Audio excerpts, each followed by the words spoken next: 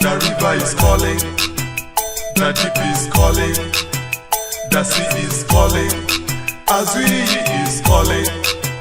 The river is calling, the deep is calling, the sea is calling, Azui is calling. AGK, AGK, you must pay, you must pay. AGK, you must pay, you must pay. The river is calling, the deep is calling, the sea is calling, Azui is calling. The river is calling, the deep is calling, the sea is calling, Azui is calling. AGK,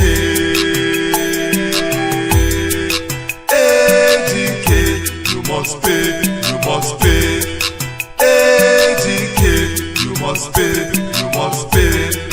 AGK, AGK, AGK, you must pay, you must pay. AGK, AGK, AGK, you must pay, you must pay. AGK Nnaji's rise to fortune was like a miracle. Right after his youth service, he got a great tech job in Lekki, Lagos. This new job came with a car, a good salary, and a future that looked bright.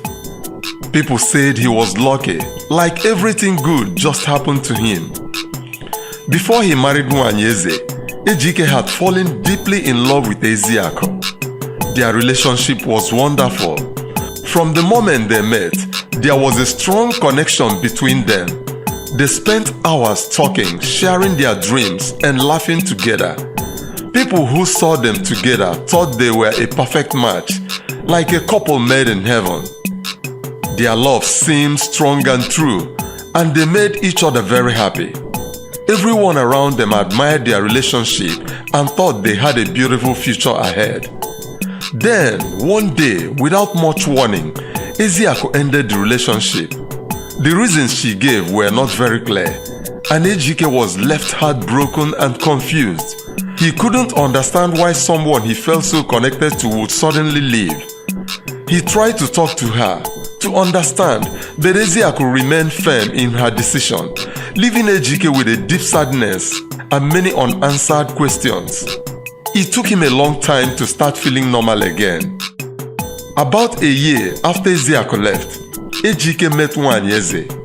She was quiet and kind, and her gentle nature brought a sense of peace to AGK's life after the turmoil of his broken heart. They got to know each other, and soon AGK found himself falling in love again. Nwanyeze was different from Eziako, but she had a quiet strength and a loving heart that AGK found comforting. They got married, and it seemed like AGK was finally finding happiness again. Then their daughter Adora was born. That's when a strange smell started.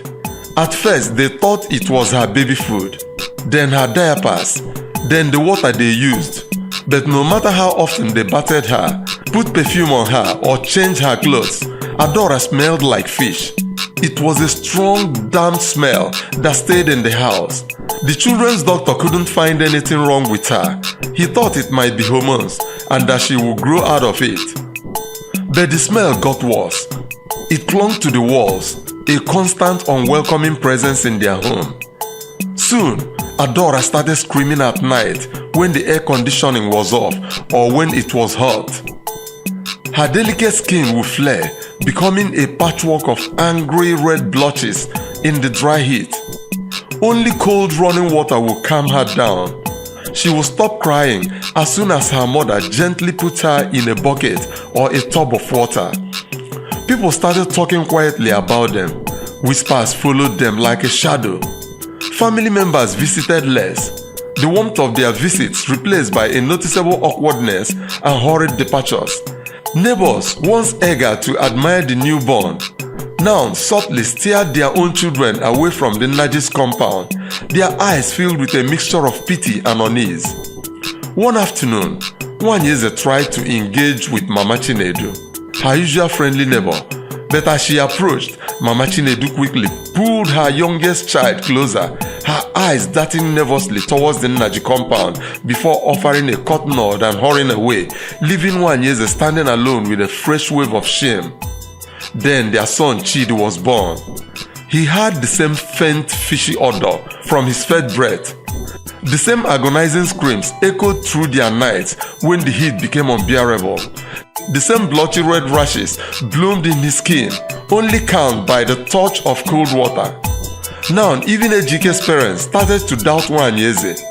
His mother, Mama Njideka, cried when he visited and told Ejike, "These children are not normal. There's water in them. Something is not right." Ejike yelled at her, his voice sharp with defensiveness. But deep within his own heart, a cold knot of unease began to tighten. Doctors couldn't figure out what was wrong. Countless lab results returned clean, offering no explanation. Specialists flown in at great expense suggested obscure and rare syndromes. Their diagnosis tentative and their proposed solutions non-existent. The smell persisted, a constant, unwelcome guest. Then their third child, Ifunanya, was born with webbed fingers, a startling anomaly that sent a fresh wave of fear through the family. That night, the weight of the inexplicable became too much for Nwanyeze, and she collapsed, her face pale and drawn. The silence broke only by Ejike's frantic calls for help. They went to church for help. Prophet after prophet came to their house.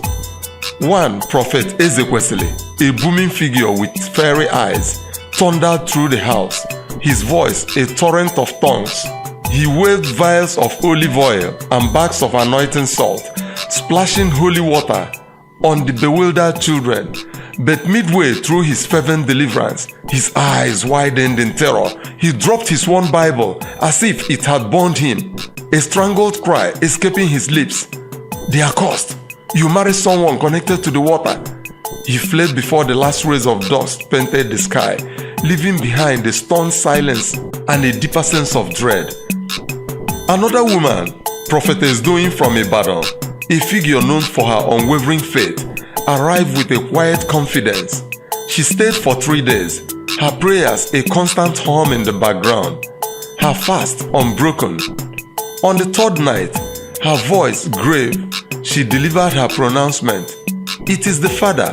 He unknowingly opened the door he doesn't even remember. These are not mere children afflicted by illness. Something else is claiming ownership. Then she looked at Ejike and said, "There was another woman before your wife, wasn't there? A deep love?" Ejike nodded, the memory of Eziako, a faint ache in his chest. The prophetess continued, her voice dropped to a grave whisper. "It was then, it was even before you married Nwanyeze, that the influence began to stir. The river's pool was already reaching you. Unknown to you, Ejike, Eziako began to perceive it. The odor, the deep moist scent of fish, it clung to your car, your bedroom, even the very air around you. She smelled it in the toilet, on your clothes, everywhere. But you were oblivious. You perceived nothing." A wave of realization washed over Ejike, cold and sickening. The vague reasons Eziako had given for living, the sorrowful mystery in her eyes. Could this have been it? Had she sensed something he couldn't? An invisible tent clinging to him even then? That night, Adora, her small figure strangely still in the dim light filtering from the hallway, stood at the foot of their bed. Her voice, usually a sweet babble, was calm and unsettling mature. "Daddy," she said, her eyes reflecting an unseen light. "They are waiting." From that night on, the comforting darkness of sleep became a source of dread, and they began to sleep with the harsh glare of the lights on, chasing away the shadows and the fear that lurked within them. The fragile peace with their neighbors finally fractured. The estate security received frantic calls reporting the discovery of what appeared to be fish scales clogging their shared drainage system. An inexplicable dampness permitted the NNE'S apartment, water seeming to seep from unseen sources. Despite repeated checks that revealed no plumbing issues, the house felt perpetually damp, a clammy chill that no amount of sunlight could dispel. The faint fishy odor once localized around Adora now permeated every room, clinging to the curtains and seeping into their clothes. And the hum, it was a low, constant vibration that seemed to emanate from the very walls, a silent, unsettling song. Ejike, once a picture of sharp professionalism, descended into a gunning paranoia. Mirrors became instruments of torture. A fleeting ripple would dance across his reflection even when the glass was still. A watery distortion that made him question his very sanity. Sometimes, a shadowy form seemed to lurk just beneath his own image, a silent observer from another realm. His once disciplined routine crumbled. He stopped going to work regularly, the demands of his high-powered job now feeling distant and irrelevant. His tailor suits hung loosely on his rapidly shrinking frame. The insistent ringing of his phone went unanswered, the voices of concerned colleagues and friends unwelcomed intrusions. Then, the dreams began their insidious invasion. It started with the faintest whispers, the gentle murmur of running water, a constant gurgling that echoed in his ears as he drifted into a fitful sleep. Then, the imagery sharpened, coalescing into a vivid stream, a glowing, deep, mysterious body of water that seemed to pulse with an inner light, hissing softly in the moonlight. And then, the voice, low and resonant, a sound that seemed to vibrate in his very bones. Azui remembers. He would jolt awake in the dead of night, gasping for breath, the acrid taste of salt coating his tongue. Nwanyeze, her face etched with worry, began keeping a meticulous diary of his increasingly disturbing nocturnal visions. The dream river paused with an aerial luminescence, the water thick and dark. The woman with gills emerged slowly, her seaweed hair swaying like underwater tendrils, her eyes like polished obsidian fixed on Ejike, and her whisper was clearer this time, laced with ancient sorrow and a hint of menace. The river remembers the stolen one.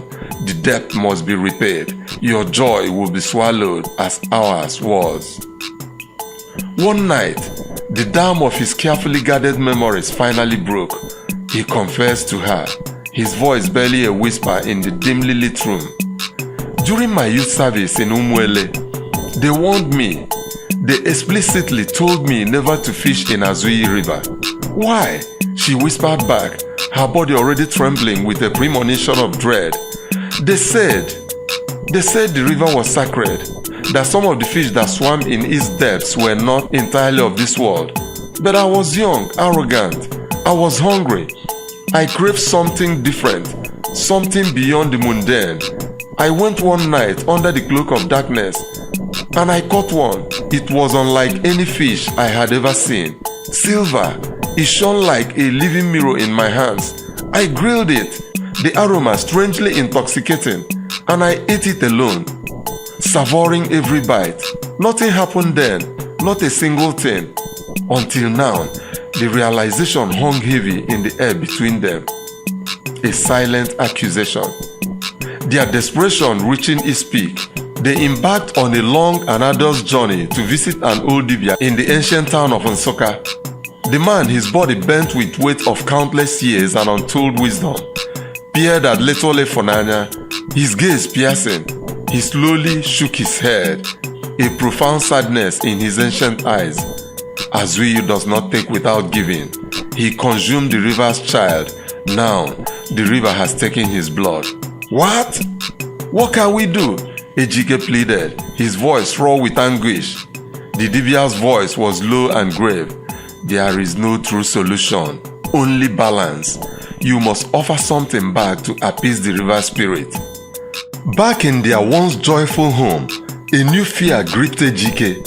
He began locking the children in their room at night, The sight of them filling him with a primal unease. Their eyes seemed to glow faintly in the darkness, reflecting an unseen luminescence. They no longer cried their heartbreaking cries. Instead, they hummed a low, constant drone that vibrated through the floorboards. Always the same airy, tuneless melody. The walls of the house grew perpetually damp, yet no source of moisture could be found. His dreams intensified, becoming terrifyingly real. He saw her then in the murky depths of the dream river, a woman of ethereal beauty, with flowing gills pulsing gently on her neck and seaweed woven in her long dark hair. Her arms were outstretched towards him, beckoning from the glowing water, her voice a soft sorrowful whisper, "Return what you swallowed. The depth lives in your seed." Then, one ordinary day, Adora vanished. The silence after Adora was gone was deafening, broken only by Nwanyeze's uncontrollable sobs that echoed through the suddenly empty room. Ejike searched frantically, his cries hoarse as he called her name, his hands raw from tearing through bushes in the backyard. The police, when they finally came, offered little comfort, their expressions suggesting a bewilderment they couldn't articulate.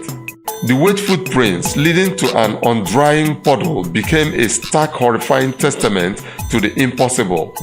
A week later, a plain brown parcel arrived. No return address, no sender's name. Inside, nestled on a bed of dried leaves, lay a single, iridescent silver scale. Beneath it, a stark chilling note, "Balance or drown." The couple returned to Umuele in a daze of grief and terror, the vibrant city now a distant memory. The small town seemed to hold its breath as they passed, the familiar faces avoiding their gaze, a mixture of pity and fear in their eyes. As they neared the Azui River, a palpable stillness hung in the air. The shimmering water seemed to hold its breath, waiting. The old blind man, his face a roadmap of wrinkle, sat on his usual stone by the riverbank, his eyes attuned to the whispers of the wind and the murmur of the water. "I told you not to touch her," he rasped, his voice surprisingly strong despite his frail appearance. "I didn't know," Ejike choked out, tears streaming down his face. "I was arrogant." "She was not for you. She was not for this world. You swallowed her soul, and now the river drinks your joy." Can I undo it?" he begged, clutching at a silver of hope. "No," the old man said, his voice heavy with finality. "But you can offer something in return. The river demands balance." "What?" Ejike whispered, his heart pounding with dread. The blind man slowly turned his sightless gaze towards Nwanyeze, then pointed a trembling finger towards Ifunanya, who clung to her mother's leg, her webbed fingers peeking out from her small hand. "You must let her return to where she belongs." "No!" Nwanyeze screamed, her voice raw with maternal anguish. "We will go with her. We will all go." But the river seemed to respond to the Dibia's words. The water surged, swelling violently, and a luminous vortex opened in its depths, hissing and glowing with an otherworldly light. From within the swelling water emerged Adora, but she was different, older, taller, with an ethereal glow to her skin and eyes that held the deep ancient knowledge. Tiny silver scales shimmered beneath her skin. "You took one of us," she said, her voice a haunting melody that seemed to rise from the depths of the river itself. "Now return the tide." Ifunanya, her small face serene, her eyes fixed on her sister, walked forward without hesitation, a strange smile gracing her lips. As her tiny feet stepped into the swelling water, a blinding light erupted from the stream, illuminating the world in a flash of silver and blue, and then silence. The vortex closed, the river returned to its placid flow, and Ifunanya was gone. A year crawled by, each day a heavy weight of grief and solitude. Ejike now existed in a self-imposed seclusion, his once sharp features gaunt and hollow-eyed. The vibrant energy that had once defined him was extinguished. No visitors crossed the threshold of his once proud mansion. The laughter and joy replaced by a heavy suffocating silence. The house itself seemed to mourn, slowly falling into disrepair. Some, in the hushed whispers of the community, claimed they could still hear the faint sound of water dripping within the silent house, a constant reminder of the tragedy that had unfolded. Others swore that on moonless nights, a small girl with luminous glowing eyes and faint silver scales shimmering on her skin would gently knock on the door, her voice a soft watery murmur asking to come home.